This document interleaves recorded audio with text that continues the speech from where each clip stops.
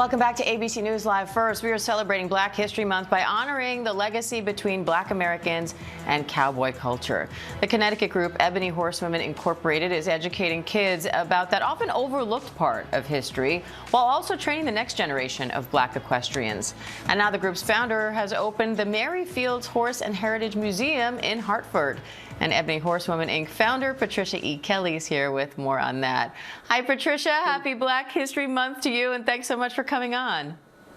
Thank you. Good morning. It's my pleasure. So the Mary Fields Horse and Heritage Museum is named after Stagecoach Mary, who's a legendary figure in Western history. Why this name? What do you want people to learn about her story and the history of Black equestrians in general? Right. Well, she was an incredible woman. I feel connected to her in a lot of different ways because of course, of the culture of, naturally, but also that she was a woman who was very much alone, unfortunately. She had no parents, well, of course she had parents, but disconnected from parents, disconnected from siblings. She had no children. She was in the world alone.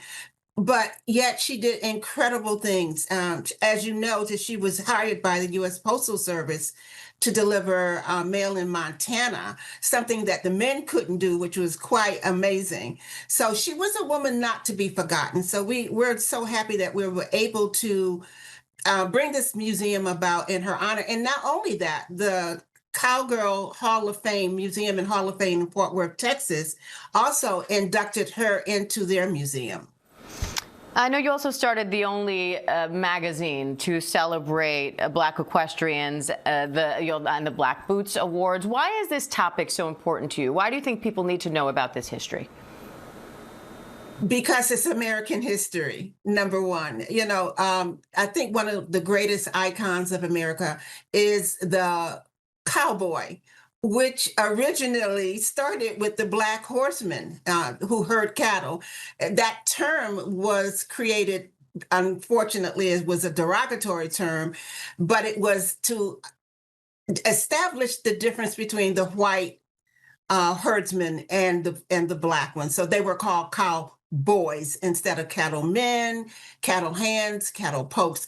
This history is at the beginning of the development of America. And now that we're celebrating our 250th year, it's incredibly important that our children know who, what, and how it all started. And it started, most of it, with the development of, bringing cattle across the country for feeding.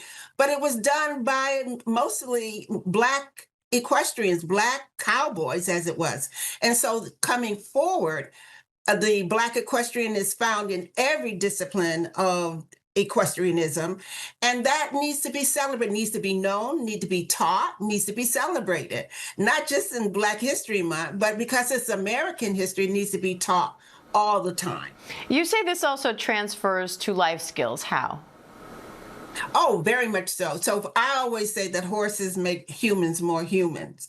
So the practice of empathy, to understand the lifespan of other living beings on earth. And not only that, the horse is so intuitive to create a bond with the children or anybody that they begin to understand, the essence of life, which is more than stuff that you can buy and stuff that you can sell, but the creations and intimate relationships between animals and horses.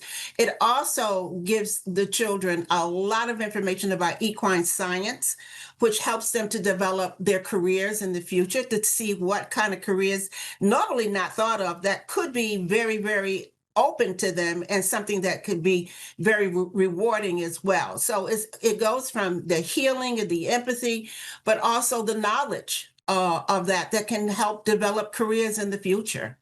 All right, Patricia E. Kelly, we appreciate your time today. Thank you.